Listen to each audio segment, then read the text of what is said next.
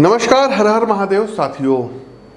15 जून को ग्रह कुल शासक राजाधिराज भगवान भुवन भास्कर अपने मित्र राजकुमार बुध की राशि मिथुन राशि में प्रवेश करने जा रहे हैं, जहां ये 15 जुलाई तक स्थित रहेंगे। बंधुओं, राजा का राजकुमार अर्थात बुध के द्वारा शासित मिथुन राशि में प्रवेश आपके जीवन पर गहरा प्रभाव डालेगा। प्रॉपर्टी, प्रमोशन और प्रोफेशनल लाइफ पर सूर्य गोचर का सकारात्मक प्रभाव अब देखने को मिलेगा। 6 राशियों की किस्मत सूर्य गोचर की इस कालखंड के दौरान चमकेगी। भाग्य आपको अच्छा सहयोग कराएगा। बिजनेस में अगर पिछले 2-3 महीने से आपने मुनाफा नहीं कमाया था तो सूर्य आपको अब बेनिफिट कराएंगे, बिल्कुल तय है। तो आइए हर एक राशि के बारे में बात कर लेते हैं कि सूर्य का मिथुन राशि में गोचर मेष से लेकर के मीन राशि के जातकों के लिए कैसा रहने वाला है। आपकी जानकारी के लिए बता दें कि प्रस्तुत गोचर आपकी चंद्र राशि व आपकी नाम राशि दोनों पर संयुक्त रूप से आधारित है। आगे बढ़ने से पहले साथियों, हम आपको बताना चाहेंगे कि दिनांक 21 से लेकर के और 24 जून के मध्य में हमारा दिल्ली आगमन हो रहा है। तो जो भी दर्शक दिल्ली में व्यक्तिगत तौर पर मिल करके हमसे अपनी पत्रिका का विश्लेषण करवाना चाहते हैं तो स्क्रीन के दिए गए नंबरों पर अपनी अपॉइंटमेंट बुक करवा लीजिए। और दूसरी एक बात बताना चाहेंगे साथियों कि ज्योतिष संबंधी कोई कंटेंट हो गया, पूजा पाठ संबंधी कुछ गाइडेंस हो गया, पुस्तकें हो गई, उसको प्राप्त करने के लिए व्हाट्सएप का हमारा चैनल है, उसका लिंक डिस्क्रिप्शन बॉक्स में दिया गया है। 9621 वाले नंबर से है वो चैनल। उस पर जा करके उस चैनल को आप ज्वाइन कर सकते हैं और वहाँ पर आपको जो है नई नई जानकारियाँ साझा की जाएंगी। इसके अलावा साथियों याद करिएगा, सूर्य का जब गोचर मेष राशि में भी हुआ था, वृषभ में भी हुआ था, तो लोकसभा चुनाव को लेकर के हमने प्रेडिक्शन दी थी। और आप चले जाइएगा, प्रत्यक्ष को प्रमाण की आवश्यकता नहीं है। आप ट्विटर खोलिए और @PT आशीष वत्स लिखिए या फेसबुक पेज पर एस्ट्रोविद आशीष लिखिए और थोड़ा सा जो है स्क्रॉल करिए, अपने उंगलियों को कष्ट दीजिए और जा करके देखिएगा सब लोग जो कह रहे थे, जितने भी एस्ट्रोलॉजर थे या जितने भी जो है क्या कहते हैं मीडिया चैनल वाले थे, एग्जिट पोल वाले थे कि बीजेपी को 400 पार कर रहे थे, कुछ महान भाव लोग तो 500 पार भी कर दिए थे। तो वहाँ पर हमने प्रेडिक्शन दिया था कि एनडीए की सरकार बनेगी, बीजेपी प्लस उनके सहयोगी दल मिलकर सरकार बनाएंगे। और वहाँ स्पष्ट लिखा है ट्विटर और फेसबुक पर कि बीजेपी प्लस एनडीए 250 से 290 सीटों के बीच में आएगी। तमाम लोगों ने उपहास भी किया था, लेकिन वक्त जो होता है, समय जो होता है, ये हर एक खामोशी का जवाब देता है।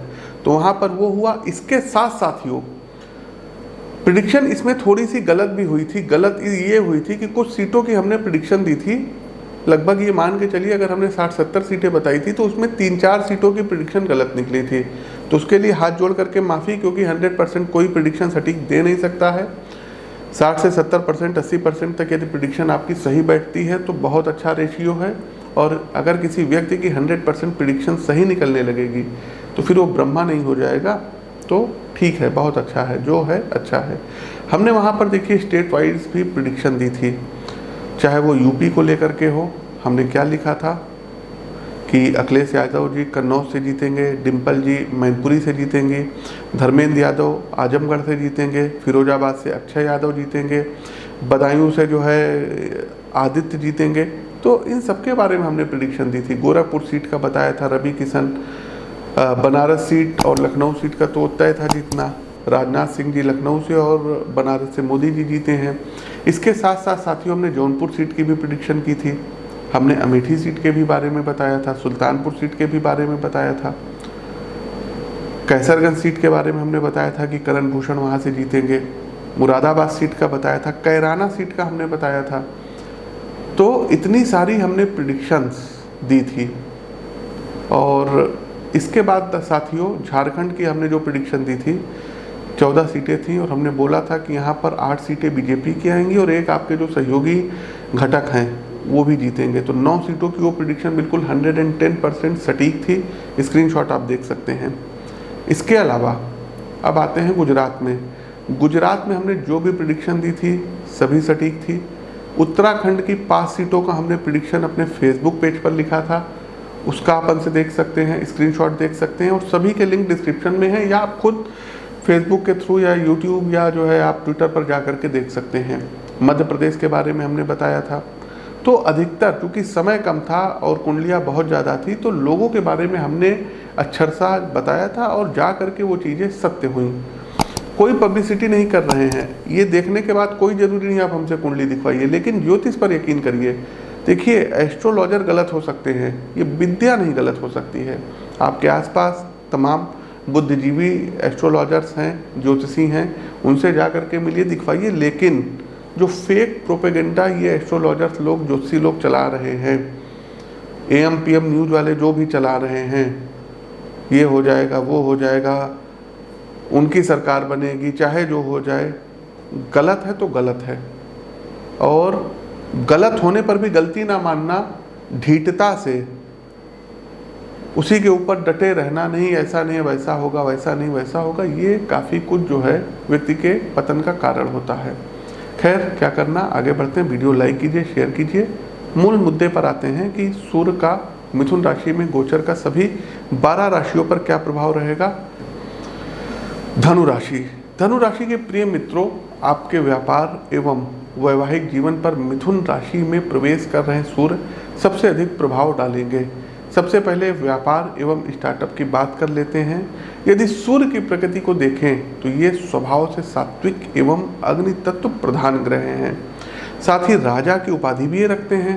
और मिथुन राशि भी कहीं ना कहीं थोड़ी बहुत ही सही अध्यात्म वाली राशि भी मानी जाती है। इसलिए जो जातक धर्म कार्यों से संबंधित व्यापार में संलग्न है, जैसे धार्मिक पुस्तकों की प्रिंटिंग करते हों, बोलने चालने से रिलेटेड काम हो, अध्यात्म के विषय पर पढ़ते लिखते रहे हों, अथवा किसी न किसी रूप में आपकी जीविका के केंद्र में धार्मिक क्रियाकलाप होंगे, तो मित्रों आपके लिए योग काफ़ी अनुकूल है। इस अवधि में आप बड़े लक्ष्यों के साथ अपने ऑर्गेनाइजेशन को संगठित कर एक नए सिरे से योजनाओं को लागू करेंगे ही करेंगे। इसके अलावा रेस्टोरेंट, फूड चेन या अग्नि संबंधी बिजनेस सेक्टर में भी आर्थिक रूप से अच्छी ग्रोथ रहेगी। दूसरा, मैंने वैवाहिक जीवन की बात की मित्रों, तो यहाँ भी स्थितियाँ अनुकूल रहेंगी, लेकिन जी हाँ, आपको अपने अहम की आँच से रिश्तों को बचाना होगा। ऐसे कुछ मुद्दे आप दोनों के मध्य आएंगे जहाँ वार्तालाप की कमी दिलों में दूरियां पैदा कर सकती है, अतः इस विषय में खास सावधानी आपको बरतनी होगी। अब उपाय क्या करना है, तो उपाय तो अपनी पत्रिका का विश्लेषण करा करके आप प्राप्त कर लीजिए, लेकिन कुछ उपाय हैं जिनको आप कर सकते हैं। एक माणिक रत्न राइट हैंड की रिंग फिंगर में धारण कर लीजिएगा, लेकिन फिर वही सलाह, कोई भी रत्न धारण करने से पहले सलाह लेना आवश्यक है। दूसरा एक काम ये करिए, प्रतिदिन सूर्य देव को अर्घ दीजिए, आदित्य हृदय स्त्रोत का पाठ करिए। तीसरा एक काम, प्रतिदिन आप लोगों को चंडी कवच का एक पाठ जरूर करना होगा। करके देखिएगा, आपके सभी जो बिगड़े काम है ना वो बनने लगेंगे। अगला एक काम ये करना होगा साथियों कि संडे वाले दिन आदित्य हृदय स्त्रोत का पाठ करें और प्रत्येक संडे के संडे सनराइज से सनसेट के बीच में एक रोटी में थोड़ी सी लाल मसूर और गुड़ रख करके शहद लगा करके गाय को जरूर खिलाइए। ग्रास, गौ ग्रास उसको बोलते हैं। इसके साथ साथ साथियों, स्नान करने वाले जल में थोड़ा सा चंदन का इत्र मिला करके आप लोग स्नान करिए। एक लाल रंग की रुमाल अपने जेब में रखिए और हो सके तो एक तांबे का कड़ा 25 से 30 ग्राम का दाहिने हाथ में आप लोगों को धारण करना होगा।